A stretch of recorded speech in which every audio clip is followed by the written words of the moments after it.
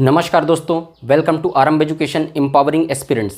देखिए, आज के वीडियो में हम लोग पंचायती राज की जो क्लास चल रही थी उसी को कंटिन्यू करेंगे।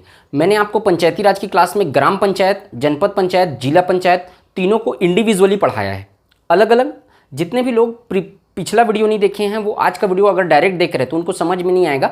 पहले पिछले 10 वीडियो को आप अच्छे से देख लीजिए, है ना। तो उसके बाद आप इस वीडियो को स्टार्ट करेंगे तो आपको अच्छे से समझ में आएगा। तो मैंने इंडिविजुअली उसको पढ़ाया है, अब मैं कंबाइन करके पढ़ा रहा हूँ। मतलब तीनों ही चीज़ों में जो डिफरेंस था उसको मैं ग्राम पंचायत, जनपद पंचायत, जिला पंचायत तीनों में अलग से जब पढ़ाया हूँ तो बता चुका हूँ। अब मैं क्या बोला था आप लोगों को, जो तीनों ही चीज़ों में कॉमन है, ग्राम, जनपद और जिला में तीनों कॉमन है, उन चीज़ों को मैं आपको एक साथ बताऊँगा। तो अब हम लोग पढ़ रहे हैं पंचायत, लेकिन हम लोग उन चीज़ों को पढ़ेंगे तो ग्राम पंचायत, जनपद पंचायत, जिला पंचायत तीनों में कॉमन है। मतलब जो सम्मेलन होता है उसको मैं तीनों का एक साथ बताऊंगा। उसके बाद जो प्रतिभूति निक्षेप मतलब जो जमानत राशि है एक साथ ही पढ़ोगे तब समझ में आएगा टेबल के फॉर्म में, नहीं तो अलग अलग पढ़ोगे तो अच्छे से समझ में नहीं आता है ये। और भी जो चीज़ें हैं, गणपूर्ति होता है और जो है ना जमानत जब्त होता है, ये जो बहुत इंपॉर्टेंट चीज़ें हैं जो आती हैं पेपर में, उसको मैं आपको बताने जा रहा हूँ। तो उसको आप लोग अब ध्यान से देखना। आज की वीडियो आप लोग के लिए बहुत इंपॉर्टेंट होने वाली है। यहाँ से कई सवाल पूछे गए हैं पेपर में। आज के बाद इस टॉपिक पे आपको कोई भी दिक्कत नहीं आएगा। जो मैं कवर करवा रहा हूँ वो मोर देन सफिशिएंट है। बहुत ज़्यादा डिटेल में कवर करवा रहा हूँ। जितना भी वीडियो आप लोग देखते आ रहे हो आप लोग को समझ में आ रहा होगा। आप लोग के लिए व्यापम के लिए चाहे पीएससी की भी कोई तैयारी करे, प्रीलिम्स का एक भी क्वेश्चन आप लोगों से नहीं छूटेगा मेरे ख़त्म करने के बाद। अभी नहीं, जब मैं ये पंचायती राज खत्म कर लूंगा उसके बाद आप देखिएगा आपसे हर वो सवाल सॉल्व होगा। और मैं एमसीक्यू सॉल्व करवाया भी हूं जो प्रीवियस ईयर पेपर में आया हुआ है। ठीक, तो आज का वीडियो हम लोग स्टार्ट करते हैं कंटिन्यूअस। इसी टाइम पे पंचायती राज की वीडियो स्टार्ट हो रही है, अब आएगी लगातार 7 बजे शाम को, याद रखना। ठीक, तो स्टार्ट करते हैं आज से। अगर वीडियो अच्छा लगे आप सबको तो वीडियो लाइक करिए, चैनल को सब्सक्राइब करिए, ज़्यादा से ज़्यादा शेयर करिए। ठीक, तो देखो, पंचायतों का सम्मेलन, पंचायतों मतलब ग्राम पंचायत, जनपद पंचायत, जिला पंचायत तीनों को एक साथ करके बता रहा हूँ। ठीक, समझ गए। तो अब देखो, जो भी डिफरेंस होगा ना मैं आपको बीच में बोलते हुए चलूंगा। और यहाँ पर मैं शॉर्ट में लिखा हूँ, आप सब जो है वो उसको डिटेल में शब्दों में लिखते हुए चलेंगे, क्योंकि आपको शॉर्ट में समझ में नहीं आएगा। जब एग्जाम के पहले आप रिविजन करेंगे तो आपको उसको डिटेल में लिखना है, नोट्स ऐसे ही बनाना है। प्रत्येक माह में कम से कम एक बार बैठक आवश्यक है। कहाँ? ग्राम पंचायत में भी, जनपद पंचायत में भी, जिला पंचायत में भी। हर माह में एक बार बैठक होना आवश्यक है तीनों ही स्तर पर। ठीक, और ग्राम सभा का क्या था? प्रत्येक 3 माह में एक बार बैठक होना आवश्यक है। तो ये डिफरेंस है भाई। डिफरेंस को अच्छा पढ़ते हो ना जब भी तो ऐसे ही पढ़ा करो। जैसे कि यहाँ पर पता चल गया आपको प्रत्येक माह में ग्राम पंचायत, जनपद पंचायत, जिला पंचायत में एक माह का बैठक आवश्यक है हर माह में। तो एक बार दिमाग में जब पढ़ रहे हो तो ध्यान लगाओ उसको कि ग्राम सभा में क्या था, क्लिक करना चाहिए आपका। हाँ, तो 3 माह में, प्रत्येक 3 माह में एक बार था। तो आपका ऐसे करके जब याद करते जाओगे तो आपको क्या होते जाएगा, याद रहेगा लंबे समय तक ऐसा। तो उसको क्लिक किया करो, वहीं पे पढ़ा, वहीं पे याद करने का कोशिश किया करो। ये सेम ग्राम सभा में क्या था, ये जब आप नगरीय निकाय पढ़ लोगे तो सोचना कि नगरीय निकाय में क्या था, वहीं पर याद करने का कोशिश किया करो तो याद हो जाएगा। तो प्रत्येक माह में कम से कम एक बार बैठक आवश्यक है ग्राम पंचायत, जनपद पंचायत, जिला पंचायत तीनों ही स्तर पर। अब उस एक बार जो बैठक है उसको कौन बुलाएगा? तो ग्राम पंचायत और ग्राम पंचायत में कौन बुलाएगा? सरपंच बुलाएगा। और जनपद और जिला पंचायत में तो सरपंच नहीं होता है, तो जनपद और जिला पंचायत में उस सम्मेलन को जो एक माह में एक बार सम्मेलन होगा उसको अध्यक्ष बुलाएगा। मतलब ग्राम पंचायत में सरपंच बुलाएगा, जनपद पंचायत में जनपद पंचायत का अध्यक्ष बुलाएगा और जिला पंचायत में जिला पंचायत का अध्यक्ष बुलाएगा। तो इसको पढ़ना और लिखना ऐसे ही है। अब समझ जाओगे ना आप लोग, ऑब्लिक करके लिख दिया हूं तो अगर जो नहीं समझोगे वो पूरा लिख लो जो बोला हूं उसको। ठीक, अब अगर ग्राम पंचायत में सरपंच और जनपद और जिला पंचायत में अध्यक्ष इस बैठक को बुलाने में असमर्थ रहता है ना, मतलब कि सरपंच और अध्यक्ष पिछली बैठक को बीत जाने के, मतलब पिछली बैठक के 25 दिन बीत गया है और 25 दिन तक भी अगली बैठक की घोषणा किस तारीख को होगी वो नहीं किया है और वो बुलाना नहीं चाह रहा है, तब कौन बुलाएगा? सचिव और सीईओ बैठक बुलाएगा। इसका मतलब मान लो जाए 1 अगस्त को पिछला बैठक बुलाया गया है, 1 अगस्त को एक बैठक बुलाया गया। अब अगला बैठक कब बुलाया जाएगा? 1 सितंबर को। तो 1 अगस्त को पहला बैठक बुलाया था, है ना, पिछला वाला बैठक। अब 25 अगस्त तक का समय बीत गया, लेकिन ये जो सरपंच है और अध्यक्ष है, ये लोग ग्राम पंचायत में सरपंच और जनपद और जिला पंचायत में अध्यक्ष, ये लोग 25 अगस्त तक ये नहीं बताए कि अगला सम्मेलन 1 सितंबर को बुलाया जाएगा कि नहीं बुलाया जाएगा, दिनांक भी नहीं बताए और समय भी नहीं बताए। तब 25 दिन तक अगर नहीं बताए वो लोग, तब क्या होगा, सचिव या फिर ग्राम पंचायत में प्रशासनिक प्रमुख कौन होता है, पहले बता चुका हूं, सचिव होता है। और जनपद और जिला पंचायत में प्रशासनिक प्रमुख कौन होता है, मुख्य कार्यपालन अधिकारी होता है। ठीक, तो अगर ये 25 दिन बीत जाने तक भी ये बैठक नहीं बुलाया, तब फिर सचिव बैठक बुलाएगा ग्राम पंचायत में और सीईओ बैठक बुलाएगा जनपद और जिला पंचायत में। ठीक, ये जो सचिव और सीईओ रहते हैं वो सरपंच और जनपद पंचायत अध्यक्ष जो रहते हैं, जो लोग राजनीतिक प्रमुख हैं। राजनीतिक प्रमुख कौन है ग्राम पंचायत में, सरपंच, जनपद और जिला में जनपद पंचायत अध्यक्ष और जिला पंचायत अध्यक्ष। तो जो प्रशासनिक प्रमुख रहते हैं अर्थात सचिव और सीईओ, वे लोग राजनीतिक प्रमुख की सहायता और सलाह देने के लिए रहते हैं। ये लोग एडमिनिस्ट्रेटिव ऑफिसर हैं, प्रशासनिक प्रमुख हैं, प्रशासन के द्वारा चुन के आते हैं। और वो लोग क्या है, राजनीतिक प्रमुख हैं, वो जनता द्वारा चुन के आते हैं, सरपंच और अध्यक्ष। तो प्रशासनिक प्रमुख, प्रशासनिक अमला राजनीतिक अमले की सहायता और सलाह के लिए उपस्थित रहता है। ठीक, तो ये सचिव और सीईओ क्या करते हैं, उनको सहायता और सलाह देते हैं। तो ये लोग अगर सम्मेलन बुलाने में असमर्थ हैं तो सचिव और सीईओ सम्मेलन बुलाएंगे। मैं एकदम ग्राउंड लेवल पे जाके और एकदम आसान भाषा में बार बार एक ही चीज को इसलिए दोहरा रहा हूं क्योंकि कुछ स्टूडेंट ऐसे होते हैं जो स्टार्ट किए रहते हैं, उनको थोड़ा धैर्य से पढ़ाना पड़ता है। बहुत से स्टूडेंट ऐसे होंगे जो पढ़ लिए होंगे इसको, उनको लग रहा होगा बार बार उसी चीज को बोलते हैं सर, या फिर डिटेल में पढ़ा रहे हैं ज़्यादा। तो इसलिए पढ़ा रहा हूं क्योंकि मुझे सभी स्टूडेंट्स को लेके चलना है, जो स्टार्ट किए हैं उनको भी लेके चलना है। मतलब जीरो से लेके मैं चलना चाहता हूं, जो स्टूडेंट जीरो लेवल पे है वो भी समझ सके चीज़ों को, इसलिए आसान करके बता रहा हूं। तो जो लोग पढ़ लिए हैं पहले ही, वो लोग रिवाइज करें, वो लोग को नई बातें पता चलेंगी। इसमें मैं वादा करता हूं आपको नया चीज़ कुछ ना कुछ पता चलेगा, क्योंकि मैं बहुत डिटेल में पढ़ा रहा हूं। और जो पुराने स्टूडेंट हैं, जो नए स्टूडेंट हैं, जो वो लोग को तो समझ में आ ही रहा होगा क्योंकि मैं अच्छे से बताऊंगा। ठीक है, तो अब देखो ये समझ में आ गया। यहाँ तक सरपंच और अध्यक्ष 25 दिन अगर बैठक बुलाने में असमर्थ रहते हैं, 25 दिन बीत गया है और बैठक बुलाने में असमर्थ रहते हैं तो सचिव सीईओ बुलाएगा। अब जो बैठक बुला लिया तो बैठक की अध्यक्षता कौन करेगा, सरपंच करेगा ग्राम पंचायत में, और जनपद पंचायत और जिला पंचायत में अध्यक्ष करेगा। ऑब्वियसली ये तो अंडरस्टूड होगा, सरपंच करता है यहाँ ग्राम पंचायत में और जनपद और जिला पंचायत में अध्यक्ष उसकी अध्यक्षता करेगा कोई भी सम्मेलन की, प्रथम है ना, कोई भी सम्मेलन की, सामान्य सम्मेलन की। अगर ये दोनों अनुपस्थित हैं, याद रखना सरपंच और अध्यक्ष अनुपस्थित हैं, तब उप सरपंच और उपाध्यक्ष उस बैठक की अध्यक्षता करेंगे।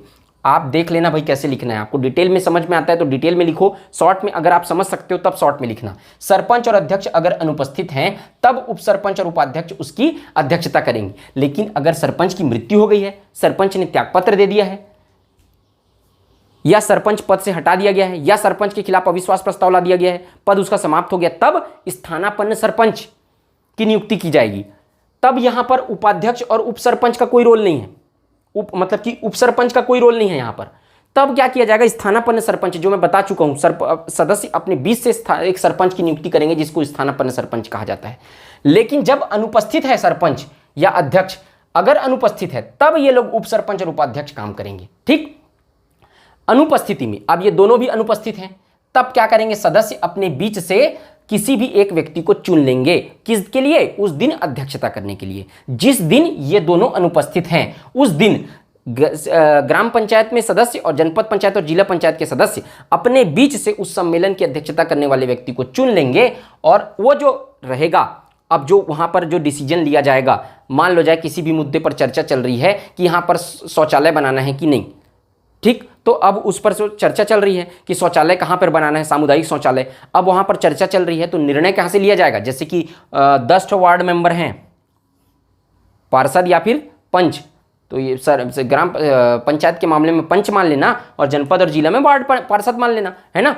तो अब देखो 10 लोग हैं तो अब निर्णय बहुमत से लिया जाएगा, मतलब 6 सदस्य है ना, 6 सदस्य जैसे कि वोट देते हैं, 6 सदस्य जिस मामले पे वोट देते हैं तो वो फिर पारित हो जाएगा, मतलब जहां पे बनाने के लिए बोलेंगे वो पारित हो जाएगा। ठीक, अब देखो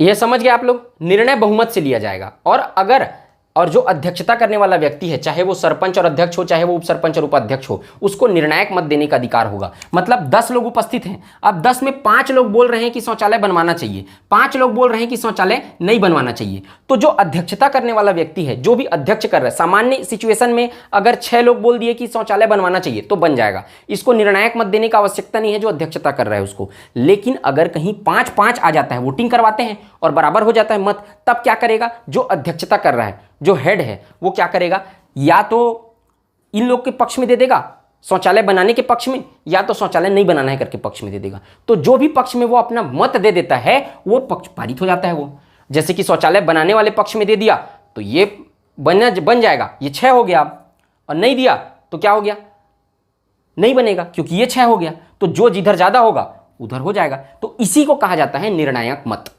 ठीक, तो इसको कहा जाता है निर्णायक मत। तो निर्णायक मत देने का अधिकार होगा जो अध्यक्षता कर रहा है उस व्यक्ति को, मत बराबर की स्थिति में। सामान्य स्थिति में मत नहीं देगा।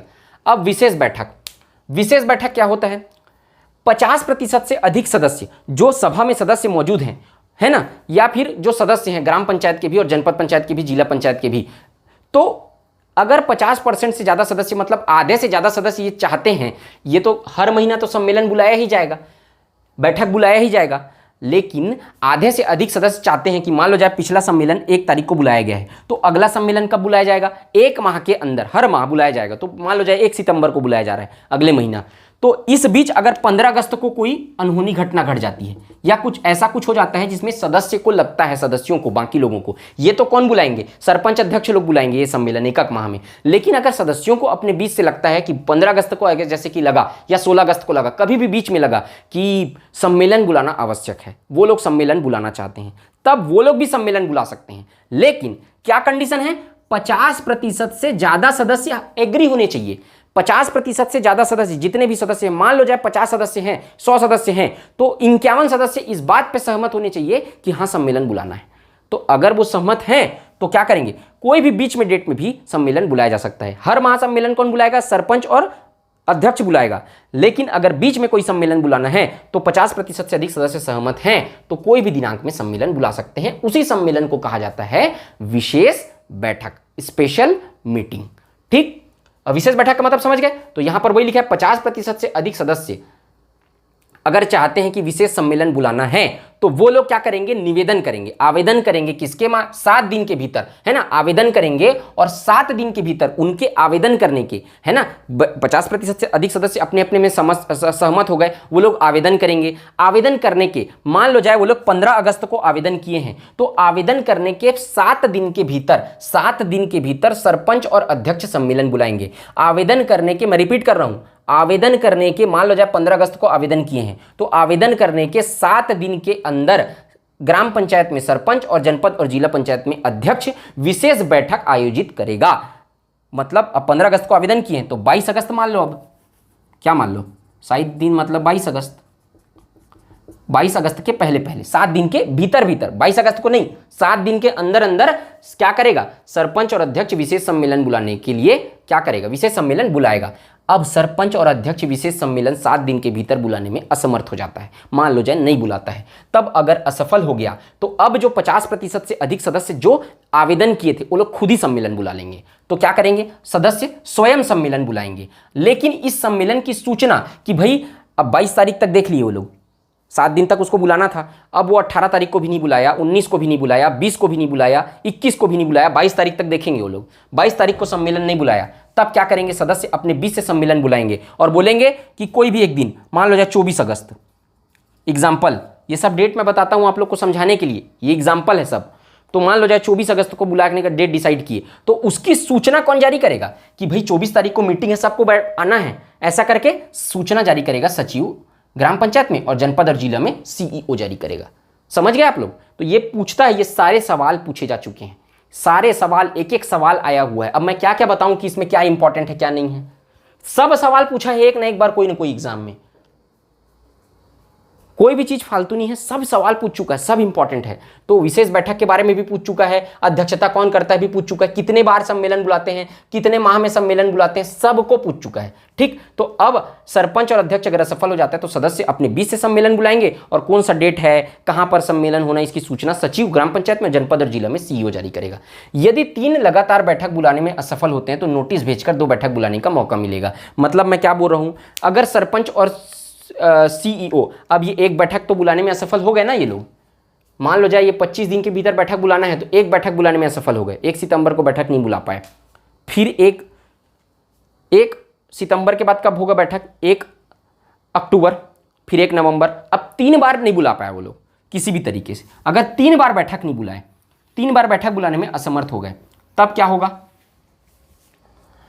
तो नोटिस भेजकर 2 बैठक बुलाने का और मौका दिया जाएगा। उनको नोटिस भेजा जाएगा कि भाई आप लोग, कलेक्टर नोटिस भेजेगा उनको कि आप लोग 3 बैठक बुलाने में असमर्थ हुए, अब आपको 2 मौका हम लोग और देते हैं। अगर 2 मौके में भी वो बैठक बुलाने में असमर्थ रहा, तब फिर हटाने की कार्यवाही चालू की जाएगी। देखो, 3 लगातार बैठक में बुलाने में असमर्थ रहा तो नोटिस भेजकर 2 बैठक बुलाने का मौका दिया जाएगा, और इन 2 बैठकों में भी, है ना, अब इन 2 बैठकों में भी, इन 2 बैठकों में, ये 2 बैठकों में भी अगर बुलाने का मतलब कि ये 2 बैठकों में भी अगर वो बुलाने में असमर्थ रहता है, ये 2 बैठक बुलाने में भी, तब फिर क्या किया जाएगा, हटाने की कार्यवाही प्रारंभ की जाएगी। मतलब टोटल मौका कितना, कुल मौके 5। याद रखना, इसको भी पूछ चुका है, यहीं पर अटकते हैं लोग। तो 3 लगातार बैठक बुलाने पर तो नोटिस भेजने की कार्यवाही, मतलब नोटिस भेजा जाएगा उसको सिर्फ कि भाई आप बुलाओ 2 ठोक बैठक, नहीं बुलाओगे तो फिर आपको हटाने की कार्यवाही चालू कर दी जाएगी। अब 2 मौका और देंगे, तो 2 बैठक बुलाने में भी अगर असफल रहा तो अब फिर हटाने की कार्यवाही प्रारंभ कर दी जाएगी। अभी तो यहां पर 2 बैठक बुलाने में असफल रहा तो हटाने की कार्यवाही चालू कर दी जाएगी। हटाने की कार्यवाही कौन चालू करेगा, जो सदस्य रहेंगे वो हटाने की कार्यवाही फिर उसको चालू कर देंगे। ठीक, तो ध्यान रखना। फिर अब उसके बाद गणपूर्ति देखते हैं अपन। तो गणपूर्ति का मतलब क्या होता है, मैं पहले बता चुका था, मतलब जितने लोगों की आवश्यकता होती है किसी सम्मेलन को चालू करने के लिए, तो उसको होता है गणपूर्ति। मैं बार बार बता रहा हूं ताकि आप लोग को याद हो जाए, वो बार बार इसीलिए चीजों को बताता हूं। तो ठीक, याद रखना। तो यहां पर ग्राम पंचायत, जनपद पंचायत, जिला पंचायत, जब भी मैं ऐसा टेबल बनाऊं डिवाइड अपने मन में कर लेना, ग्राम पंचायत, जनपद पंचायत, जिला पंचायत। तो गणपूर्ति ग्राम पंचायत में आधे सदस्य, सरपंच सहित 50% से अधिक सदस्य। इसको मैं क्यों लिखा हूं पता है ब्रैकेट में, क्योंकि इसको पूछता है, जैसे कि आपको ऑप्शन में पूछेगा, ग्राम पंचायत में गणपूर्ति निम्न होती है। पहला ऑप्शन रहेगा सरपंच सहित आधे से अधिक, दूसरा ऑप्शन रहेगा सरपंच को छोड़कर आधे से अधिक, तीसरा ऑप्शन रहेगा उप सरपंच सहित आधे से अधिक। अब वो पूरा 5 ऐसी ऑप्शन बना देगा, इसीलिए यहां पर मेंशन किया हूं। तो गणपूर्ति क्या रहेगा, आधा 1/2। तो मतलब अगर 100 सदस्य हैं तो 50 गणपूर्ति है, 50 सदस्य मौजूद हैं, तब फिर वहां पर सम्मेलन चालू किया जाएगा। तो आधा सरपंच को मिला के 50, याद रखना, सरपंच सहित 50% से अधिक मतलब 51 होने चाहिए ऐसा। तो सरपंच सहित 50 से अधिक मतलब 51, 52 कितना भी हो सकता है। तो सरपंच को छोड़ना नहीं, मिलाना है। अब यहां पर 1/3 रहेगा, 1/3 मतलब डिवाइड कर लो इसको, 1/3 कर दो 100 को, तो कितना होगा, 33% जितना भी होगा। तो निर्वाचित और पदेन दोनों को मिलाकर, अब यहां पर जनपद पंचायत में कौन कौन निर्वाचित होता है, कौन कौन पदेन होता है, सब बता चुका हूं पहले। तो याद रखना, निर्वाचित पदेन भी आया है। तो पदेन सदस्य निर्वाचित सदस्य में अंतर सिर्फ यहीं पर आ जाता है कि कोई भी मुद्दे पर वोट देने का अधिकार केवल निर्वाचित सदस्यों को रहता है, पदेन सदस्यों को वोट देने का अधिकार नहीं रहता। बाकी कोई भी सम्मेलन में अपने राय रख सकते हैं, अपना पक्ष रख सकते हैं, कोई भी सम्मेलन पे राय दे सकते हैं, सब कुछ कर सकते हैं वो लोग, वो केवल वोट नहीं देते हैं। लेकिन यहां पर गणपूर्ति में ये लोग को काउंट किया जाता है। तो निर्वाचित जो हुए रहेंगे मतलब जनपद पंचायत के सदस्य वो तो है ही, लेकिन पदेन सदस्य भी जो भी हैं उन सब को मिला के 1/3, मतलब किसी को छोड़ना ही नहीं है, सबको मिला के 1/3। केवल वोटिंग में पदेन को छोड़ दिया जाता है, निर्वाचन लोग वोट देते हैं। और तीसरा जनपद जिला पंचायत में तो सेम है, 1/3। यहां पर भी निर्वाचित और पदेन दोनों को मिलाकर, यहां पर ये डाला हूं मतलब सेम, मतलब निर्वाचित और पदेन दोनों को मिलाकर ये लिख लेना यहां पर। ठीक, तो यहां पर होता है गणपूर्ति। समझ में आ गया। अब लगातार 3 बैठक में अनुपस्थित रहे, अब्सेंट, याद रखना अब्सेंट होने पर कार्यवाही कौन करेगा। अगर कहीं अब 3 मौका दिया जाता है, अगर लगातार 3 बैठकों में अनुपस्थित होने पर सदस्यों पर या फिर क्या बोल सदस्य ये अधिकारी है सरपंच अध्यक्ष, अगर लगातार 3 बैठकों में अनुपस्थित हो गए तब फिर कौन कार्यवाही करेगा? उनको आना जरूरी रहता है। 3 बैठकों में लगातार अनुपस्थित है तो कलेक्टर कार्यवाही करेगा। ग्राम पंचायत में, जनपद पंचायत में कलेक्टर, जिला पंचायत में कलेक्टर सस्पेंड भी कर सकता है। तो ये तरीका का होता है, ठीक। तो अनुपस्थित होने पर लगातार 3 बैठकों में कार्यवाही ये तीनों लोग करते हैं। क्लियर एकदम, कोई दिक्कत नहीं यहाँ तक। आगे देखते हैं, यदि पंचायतों में गणपूर्ति नहीं होती, अब गणपूर्ति कहीं आगे देख रहे हैं, अगर कहीं गणपूर्ति नहीं होती तो अध्यक्षता करने वाला व्यक्ति क्या करेगा? कुछ दिन तक बैठक को स्थगित कर देगा। मान लो जाए यहाँ पर क्या बोला हूँ मैं, 51 सदस्य, 50 से ज़्यादा सदस्य, 100 सदस्य हैं टोटल, तो 50 से ज़्यादा सदस्य उपस्थित होने जरूरी है। अगर गणपूर्ति, तो गणपूर्ति माना जाएगा, सम्मेलन चालू हो जाएगा। अगर मान लो जाए 45 सदस्य उपस्थित हैं, गणपूर्ति नहीं हुआ, तब क्या करेगा? अध्यक्षता करने वाला व्यक्ति, मान लो जाए सरपंच अध्यक्षता कर रहा है, तो बैठक को स्थगित कर देगा। सस्पेंड बोलते हैं इसको। बैठक को क्या कर देगा? सस्पेंड कर देगा, स्थगित कर देगा। सस्पेंड करना मतलब कुछ समय के लिए स्थगित करना, है ना। उसके बाद फिर एक अगला डेट रखेगा। मान लो जाए अगला डेट कुछ पर रखा है, तो उस स्थगित सम्मेलन वो क्या कहलाएगा? मुख्य सम्मेलन नहीं कहलाएगा, क्योंकि मुख्य सम्मेलन तो आपका गणपूर्ति की कमी की वजह से स्थगित हो चुका है। तो अब जो उसके बाद जो सम्मेलन होता है ना, उसको स्थगित सम्मेलन कहते हैं, ठीक है। तो अब उस स्थगित सम्मेलन में गणपूर्ति आवश्यक नहीं है। उस सम्मेलन में गणपूर्ति नहीं देखा जाए, क्योंकि स्थगित ऑलरेडी एक बार कर चुके हैं, अब दोबारा गणपूर्ति नहीं देखा जाएगा। तो उस सम्मेलन में गणपूर्ति आवश्यक नहीं है। और अगली बैठक की तारीख क्या करेगा? अध्यक्षता करने वाला व्यक्ति सम्मेलन स्थगित कर देगा और अगली बैठक की तारीख डिसाइड कर देगा कि भाई अगला बैठक स्थगित करने, एक तो स्थगित करने की घोषणा करेगा, दूसरा बताएगा उसी सम्मेलन में कि यहाँ पर अगला जो बैठक है वो 5 दिन बाद रखा गया है, आप लोग उपस्थित हो जाना करके। और ग्राम मुख्यालय में उसकी सूचना भी 5 दिन बाद या 6 दिन बाद या 7 दिन बाद, किसी भी दिन, तो उसके बाद जो है वो ग्राम मुख्यालय में उसकी सूचना को चिपका दिया जाएगा कि भाई ये सम्मेलन में गणपूर्ति नहीं हुआ था, इसको स्थगित कर दिया गया है, अगली सम्मेलन अमुक तारीख को अमुक दिनांक में, मतलब कि अमुक जगह पे होगी, आप सब लोग उपस्थित हो जाना। ये करके क्या कर देगा? गणपूर्ति मुख्यालय में चिपका देगा, उसको सूचना को चिपका दिया जाएगा। अब स्थगित सम्मेलन में गणपूर्ति आवश्यक नहीं है, पहले बता चुका हूं आपको। नया मुद्दा नहीं लाया जा सकता, अंतर सिर्फ इतना ही है कि नया मुद्दा लाया ही नहीं जा सकता। जो मुद्दा पिछले सम्मेलन में लाया जाना था, पहले से मुद्दा डिसाइडेड रहता है कि कौन सा सम्मेलन में कौन सा मुद्दा लाया जाएगा, उस मुद्दे को ही वहां पर स्थगित सम्मेलन में डिस्कस किया जाएगा, नया मुद्दा नहीं लाया जाएगा। ग्राम सभा में 5 चीजें फिक्स थी, याद करो, ग्राम सभा जब पढ़ाया था 5 चीजें फिक्स थी, जैसे कि आय व्यय का लेखा जोखा नहीं रखा जाएगा, और भी 5 चीजें थी, है ना। वार्षिक प्रतिवेदन नहीं रखा जाएगा, बजट पे चर्चा नहीं की जाएगी, इस तरीके की 5 चीजें थी। तो उसको छोड़ के कोई भी चर्चा किया जा सकता था उस पर, स्थगित सम्मेलन पे, ग्राम सभा में। लेकिन यहां पर ग्राम पंचायत, जनपद पंचायत, जिला पंचायत में कोई भी नया मुद्दा नहीं लाया जा सकता, जबकि ग्राम सभा में उन 5 मुद्दों को छोड़कर दूसरा मुद्दा लाया जा सकता था। ये डिफरेंस है। ये डिफरेंस को ऐसे पढ़ते पढ़ते चलोगे तब समझ में आएगा, नहीं तो कंफ्यूज हो जाओगे पेपर में। अब देखो, नया मुद्दा नहीं लाया जा सकता, पहला चीज। दूसरा, आय व्यय की रिपोर्ट चालू सम्मेलन में रखी जाएगी। क्वेश्चन आया था और ये क्वेश्चन भी आया है, नया मुद्दा लाया जा सकता है या नहीं करके, है ना। आय व्यय की रिपोर्ट चालू सम्मेलन में रखी जाएगी। चालू सम्मेलन में रखी जाएगी मतलब जो करंट सम्मेलन जो चल रहा है उसी पर रखा जाएगा। पिछला सम्मेलन या पुराना, मतलब कि और दूसरे सम्मेलन पे नहीं रखा जाएगा। जो करंट सम्मेलन है उसी पे रखा जाएगा। जो चालू सम्मेलन, स्थगित सम्मेलन पे नहीं रखा जाएगा। तो जो आय व्यय का लेखा जोखा रिपोर्ट है वो चालू सम्मेलन पे ही रखा जाएगा, स्थगित सम्मेलन पे नहीं रखा जाएगा, ठीक। अब आय व्यय का ब्यौरा मतलब कितना इनकम हुआ, टैक्स वगैरह से पंचायत को कितना इनकम हुआ, कितना पैसा खर्चा किए, उसका ब्यौरा। अब देखो, आय व्यय का ब्यौरा कहाँ रखा जाएगा? ग्राम पंचायत में प्रत्येक माह रखा जाएगा सचिव के द्वारा। याद रखना, इसको पूछता है। आय व्यय का ब्यौरा ग्राम पंचायत में हर माह रखा जाएगा। हर माह मतलब ये हर माह जो होता है ना, उसी को तो चालू सम्मेलन बोलते हैं। अब बीच में आप विशेष सम्मेलन बुलाए 15 अगस्त को, 16 अगस्त को, 17 अगस्त को, तो उस विशेष सम्मेलन में नहीं रखा जाएगा।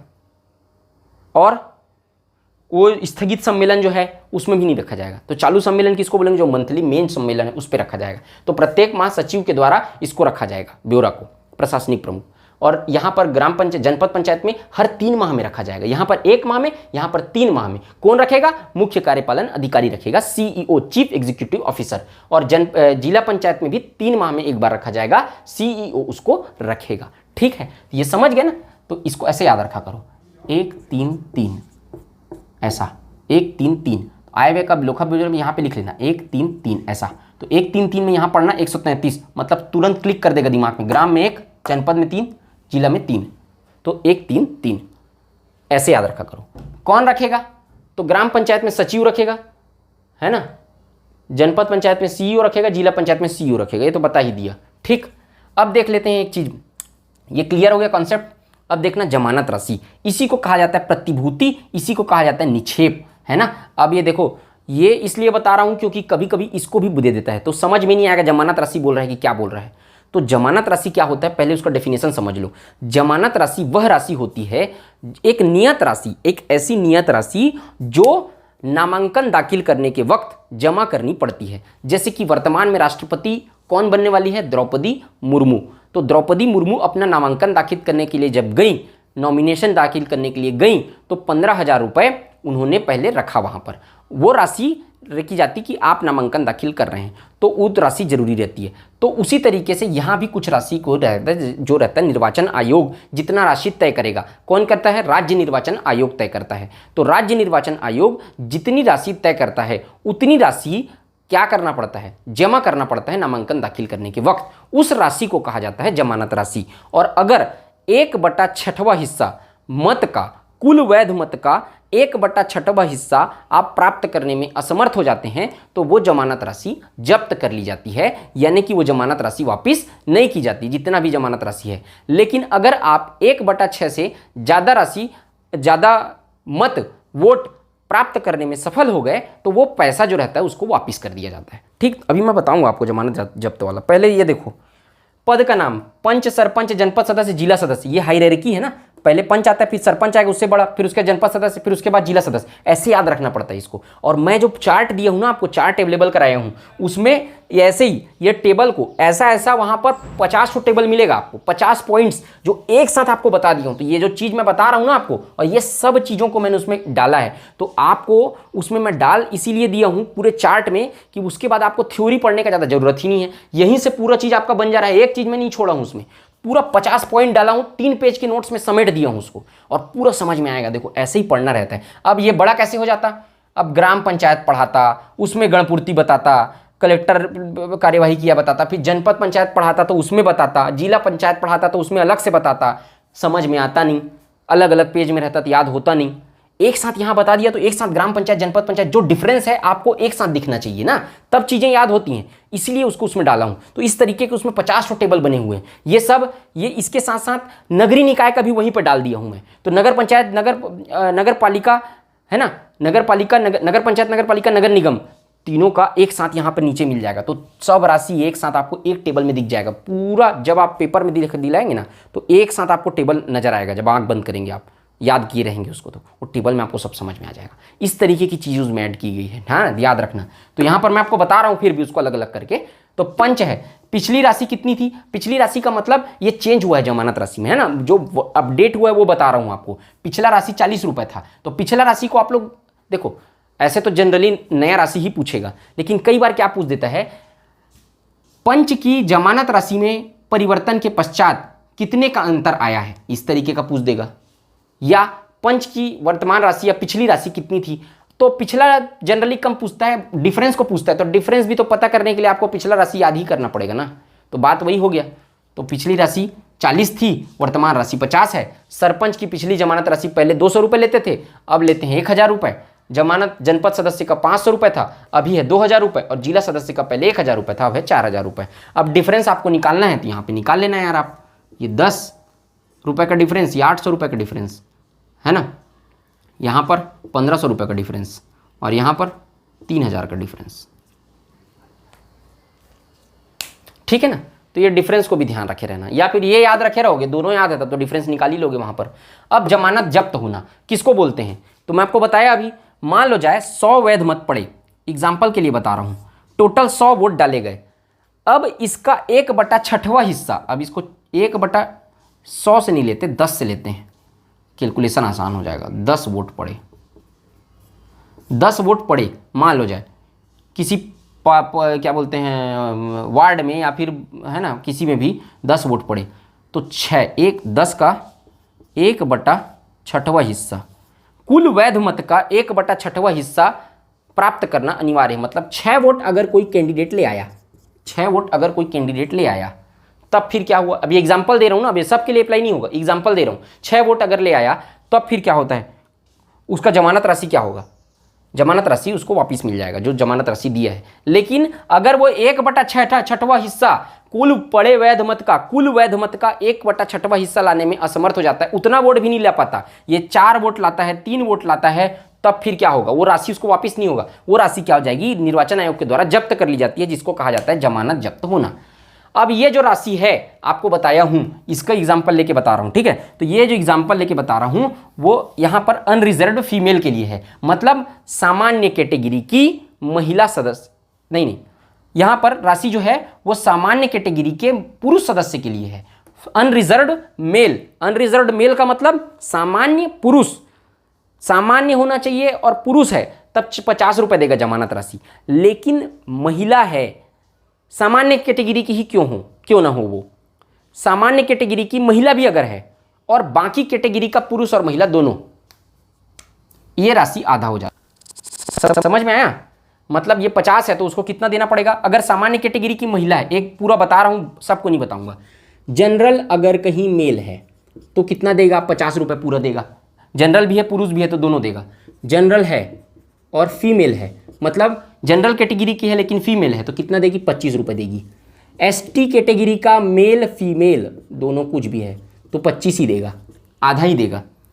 एसटी कैटेगरी की मेल और फीमेल कुछ भी हो तो आधा ही देगा, सब आधा देंगे, केवल जनरल मेल इसी को प्रताड़ित किया जाता है मतलब 50 रुपये पूरा देना पड़ेगा, बाकी सब लोग आधा आधा देंगे। ठीक, अगर जनरल की फीमेल भी है तो भी आधा देगी, वो सब समझ गए ना आप लोग। अब 50 का एग्जाम्पल लिया, इसको ले लेना 500, इसको ले लेना 1000, आधा हो जाएगा। पंच का चुनाव लड़ रहा है कोई भी सदस्य और 2 वार्ड से नामांकन भरा है, पंच सदस्य के लिए 2 वार्ड से नामांकन भर दिया, नॉमिनेट 2 वार्ड से कर दिया, नॉमिनेशन 2 वार्ड से दाखिल कर दिया, क्वेश्चन आया था इसलिए इसको मेंशन किया हूं यहां पर।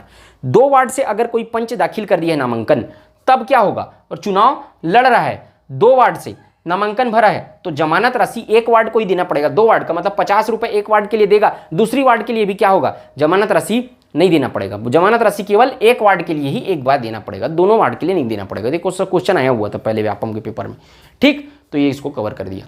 क्लियर है, आपका पूरा समझ में आ गया। तो इसको बढ़िया से नोट्स बनाइए आप लोग, काफ़ी डिटेल में और काफ़ी अच्छे से तरीके से आपको समझा रहा हूँ। आप लोग, मुझे उम्मीद है कि आपको पूरी चीज़ें समझ में आ रही होगी। इसी तरीके से हम शानदार तरीके से इसको पढ़ेंगे। आप लोग जुड़े रहिएगा, 7 बजे एकदम जुड़ जाना है क्लास से, 7 बजे अपलोड हो जाएगा आप लोग का क्लास। तो मुझे उम्मीद है कि आपको आज की वीडियो अच्छी लगी होगी। अगर वीडियो अच्छी लगे तो वीडियो को लाइक करिए, चैनल को सब्सक्राइब करिए, ज़्यादा से ज़्यादा शेयर करिए। ठीक, मिलते हैं नेक्स्ट वीडियो में। जय हिंद, वंदे मातरम।